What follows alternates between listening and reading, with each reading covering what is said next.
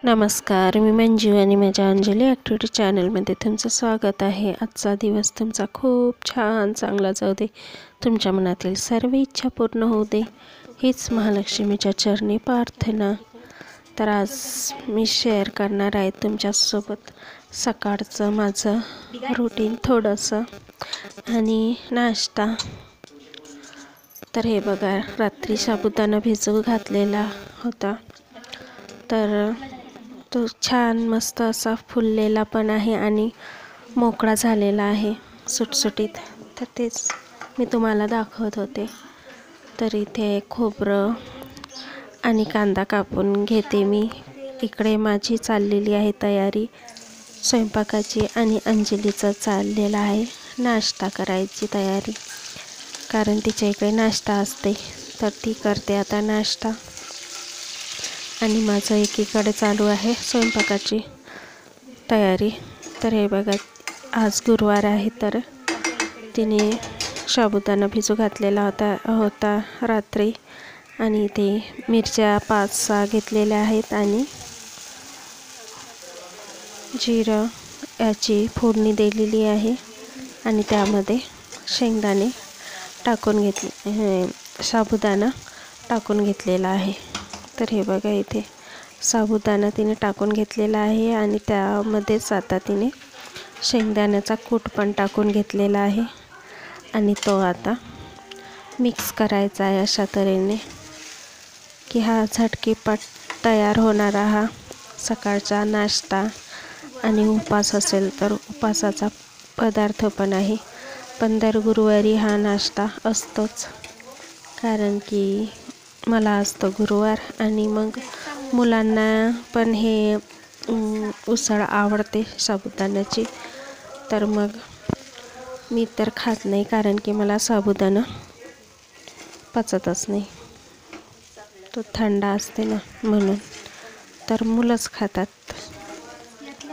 साबुदाणा, मी तर करत पण नाही, पण मुलांना आवडते, तर मुलं म्हणतात की गुरुवाऱ्या दिवशी मग तू उसळच करत जा, म्हणून मग थोडीशी मी टाकलेली आहे आणि ती अंजलीनेच केलेली आहे, कारण की नाश्ता हा तिच्याचकडे असते।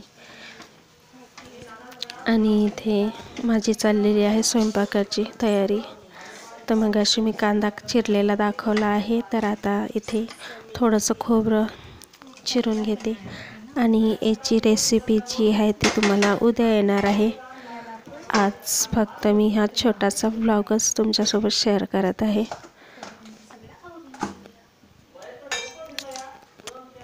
तर इथे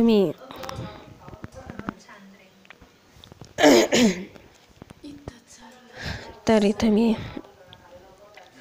खोबरं चिरून घेत होते, तर ओमाला, आणि तो म्हणत होता की मी चिरून देतो। तर हे बघा, मी चिरत होती, तर आता तो दुसरा चाकू आणायला गेला आहे, कारण की ह्या चाकूने व्यवस्थित कापता येत नव्हते खोबऱ्याचे काप, तर आता तो आणते दुसरा चाकू आणि तो मला इथे खोबरं कापून देत आहे। तर सकाळी असं किचनमध्ये आमची दंगामस्ती चालूच असते, कारण की नाश्त्यासाठी त्यांच्या 2-3 चक्रा होत असतात। काय बनवलं, काय चालू आहे, झाला की नाही नाश्ता। तर हे बघा, इथे त्याची तयारी झालेली आहे। गुरुवार आहे, तर आज शाळेचा ड्रेस नाही आहे, तर कलरफुल कपडे घालून जावे लागतात त्याला। तर आता इथे बघा, इथं उसळ आपली झालेली आहे, एक वाफ चांगली आणून घेतलेली आहे आणि अशा तऱ्हेने आता एक वेळ फिरून घेतलेला आहे। आणि इकडे चालू आहे ओमचं, कारण की त्याला तो 10लाच जाते शाळेत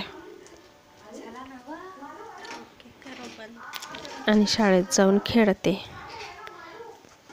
त्याला खूप धामधूम असते सकाळी लवकर शाळेत जायची।